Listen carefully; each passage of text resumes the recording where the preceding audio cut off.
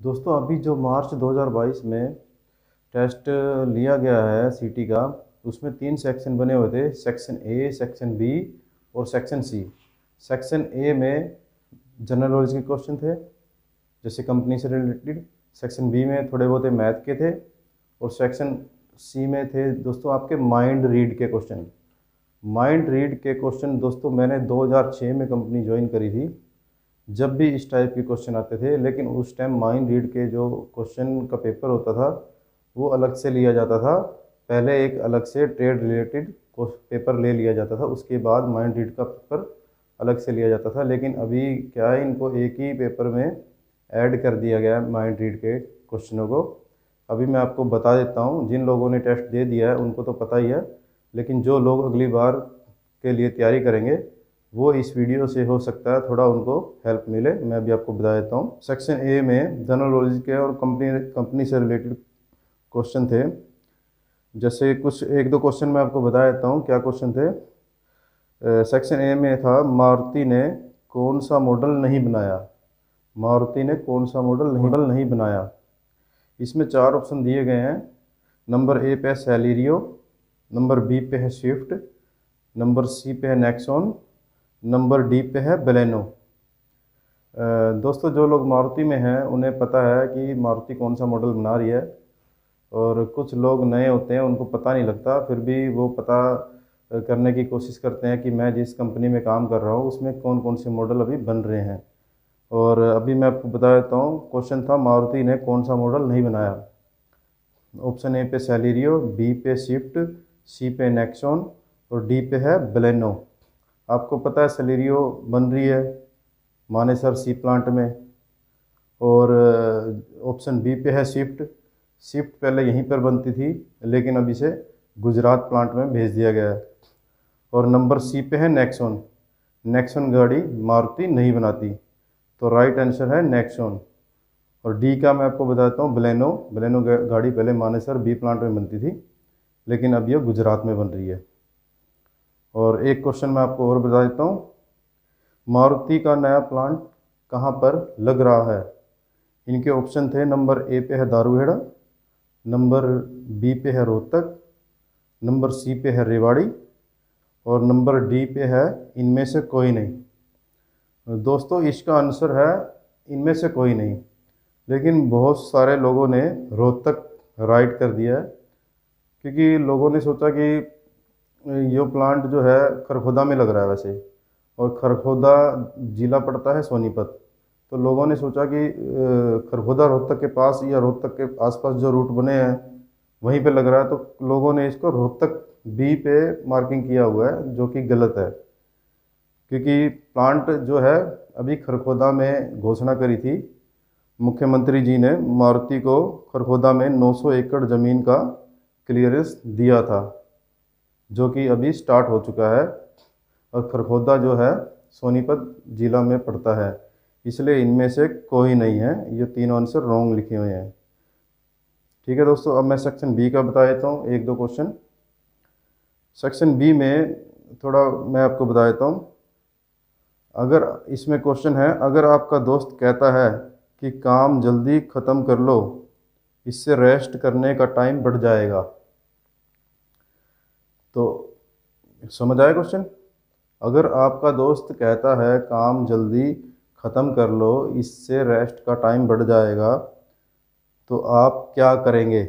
Option है, आप अपने दोस्त की सलाह मानेंगे, नंबर बी पे है सुपरवाइज़र को इसकी तकनीकी के बारे में बताएंगे, नंबर सी पे है रेस्ट टाइम बढ़ाने के लिए सुपरवाइज़र से संपर्क करेंगे, नंबर 4 पे है अपने कार्य को उस काम की गुणवत्ता के अनुसार काम करेंगे।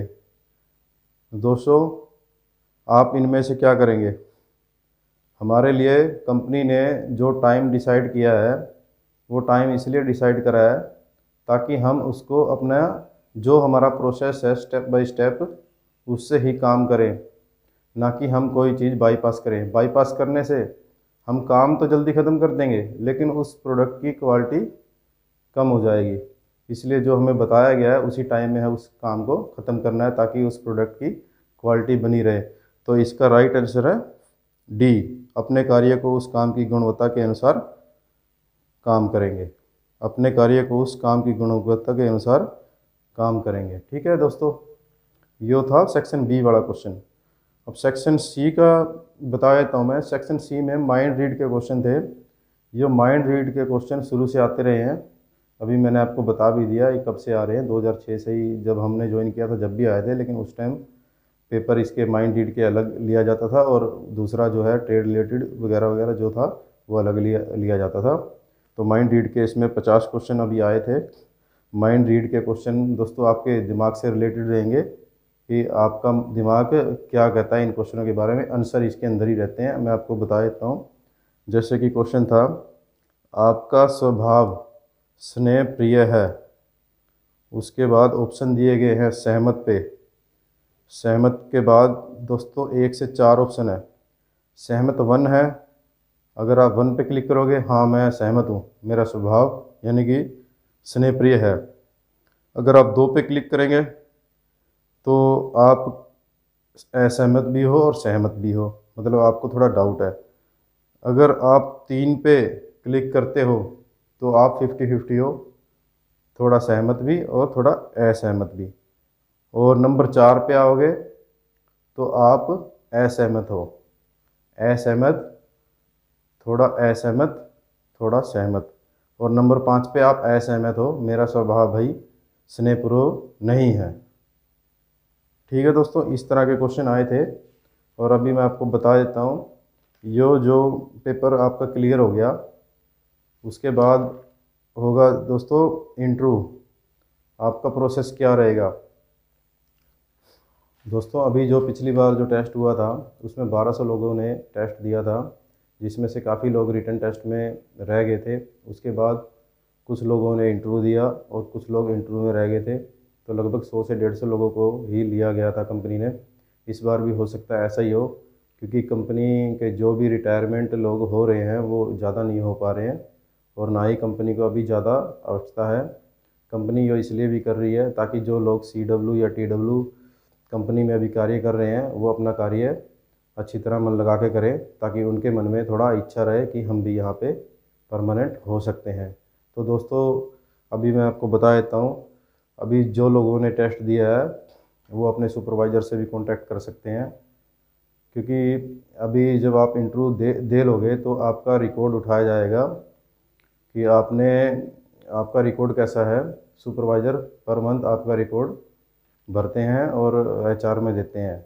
आपकी अटेंडेंस भी अच्छी होनी चाहिए, आपका सुपरवाइज़र से संबंध कैसा है वो अच्छा होना चाहिए।